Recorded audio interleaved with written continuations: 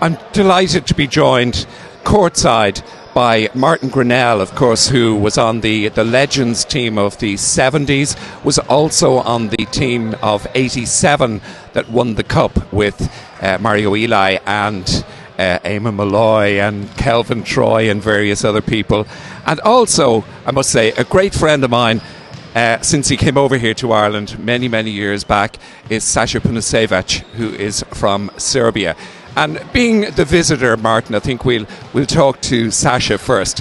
Sasa, you're very welcome to our live streaming KBC TV. This is a game that you have a kind of vested interest from both sides. You're involved with Killester and you are involved with Temple Oak. How do you see it going? Hi, thank you for inviting me for the game, and I hope we will enjoy for the game. It's very difficult now position when first on the table play against bottom on the table, but we hope we will enjoy the game. My first club in Ireland was in 2005 and 2006, and now my current club is, at the moment, present club is Temple Oak, and I'm technical director on the club and look after all age program. And just an interesting thing, the little Dicky Birds have been telling me that you're involved with one of the women's team in Temple Oak, and you're playing a cup game against Killester's Division 1 very shortly.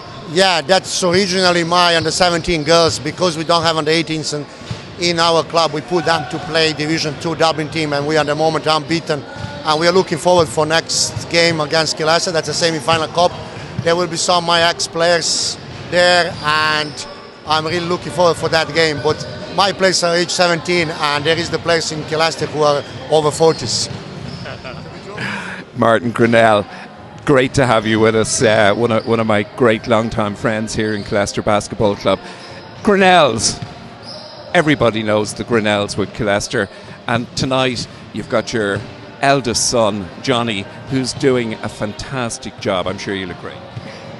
Oh, he is. He is. I mean, there's a part of me that's sorry he's still not playing, but the other part of me that says he's coaching, and yeah, he's doing a good job. You know, I think this year what I've noticed about the team is they're better composure-wise than they were, say, last year. Last year they looked a little bit at times under pressure, disorganised, but they're looking all right this year. And I'm glad to see. I better mention my other relative. I'm glad to see my nephew Robbie is back playing as well. And he has done well since he came back. He normally comes back from Spain a little bit overweight and not quite ready for the action, but he's done well. Yeah, you're probably being a bit generous to him there, but yes, he has the tan this year, but he might have even played some basketball in Spain this year. And he works hard. I mean, to be fair to him, he works hard. He's employed by his sister, so it's not a holiday over there. They work long, hard hours. But this year, yeah, he's come back in much better shape. And we're back to Sasa.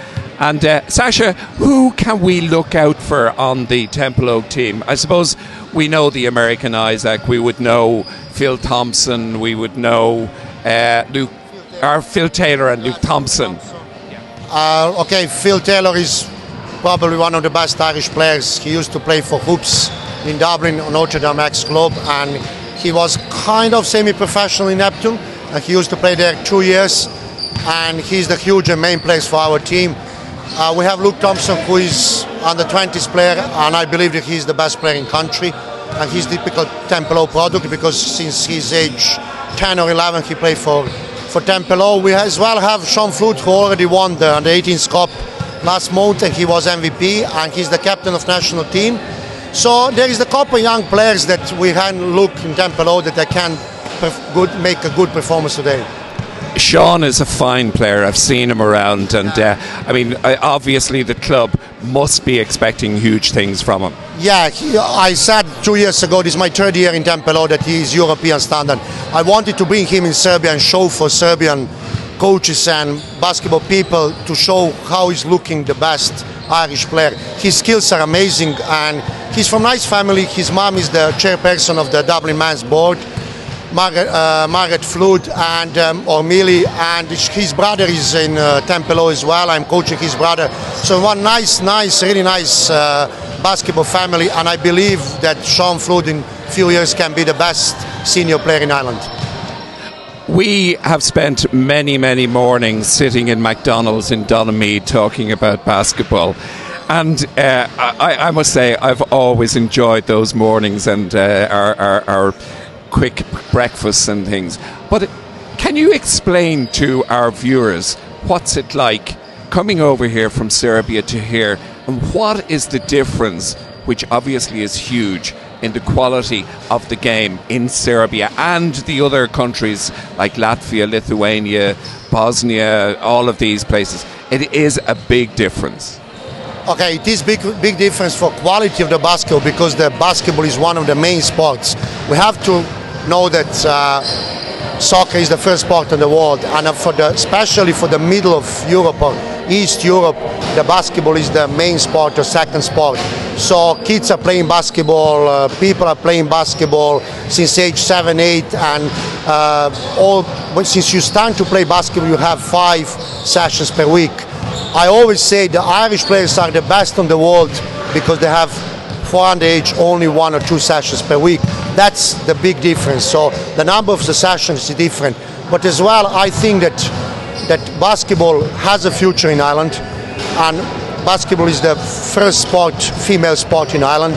I believe that basketball is 5th or 6th sport in Ireland as well. So I think that at the moment basketball existing because of the few families, like Grennell's family, because they put more effort for their kids to play basketball, and I hope so. Basketball will have a future here.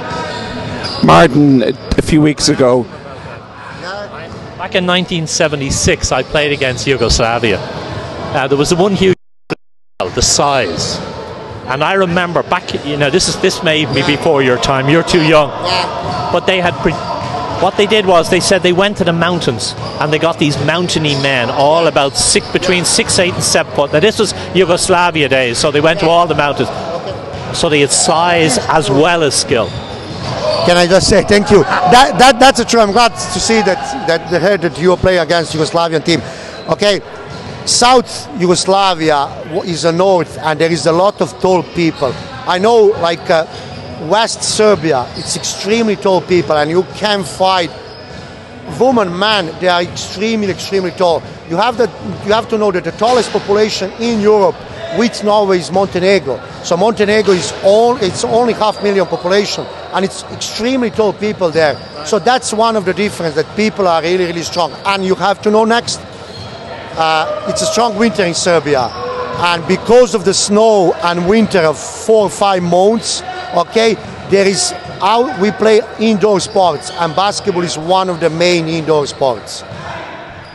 Martin, we talked a few weeks ago here, and you were talking about Eamon McCarthy being ahead of his time, and Sasha alluded there to the fact that players only train twice a week, and whereas in Serbia they're playing 5 or 6 times a week. But you guys, when you were playing in 1974, 75, 76, trained 4 or 5 times a week. Yeah, well, I don't know if you've met Eamon McCarthy, but he was the chaplain, priest for Trinity College, so he had access to the Trinity College gym. So, typical, twice a week we would do our standard Irish 2 sessions, and then 3 mornings of the week before we went to work, we used to go into Trinity College and actually play. So as well as more court time, he also brought in more organisation, which is why we did something that's very difficult to do. We came from being a team of youngish guys. The average age was 20, 21. And we came from an underage program where we won nothing. I mean nothing. The first trophy I ever lifted was at 22, the National League trophy. At underage, never won a thing. But he took a group of us, got a couple of experienced people in, like Tony Burke and Jim O'Kelly, and that's how we bridged the gap. And it'll be interesting to look at Templeogue today, because Templeogue are very talented, but trying to bridge that gap is huge between being a good underage. Yeah, okay. The first, when we decided to set up our senior team in Templeogue, the main reason was for that we have so many good underage players, so many good. You have to know that Templeogue in the last 7 years won 5 titles for the National Cup, or 4 years in a row, Tempelhof won the 18th and 20th Cup. 4 years in a row. That's never happened before. And because of that, we didn't want our players to let the club, like what's happened in the past. We wanted to keep them like a baby. We have some illness, and we have to pass that illness. And we hope we will go up like a club in 2, 3, 4 years when our players will get older, take experience. That will be good. But at the moment, we're not that bad. Guys, I'm going to take a break because we've got to sit down in our commentary positions and look through the starting fives of both teams. Thanks a million for your input, and we're just going to have a quick break.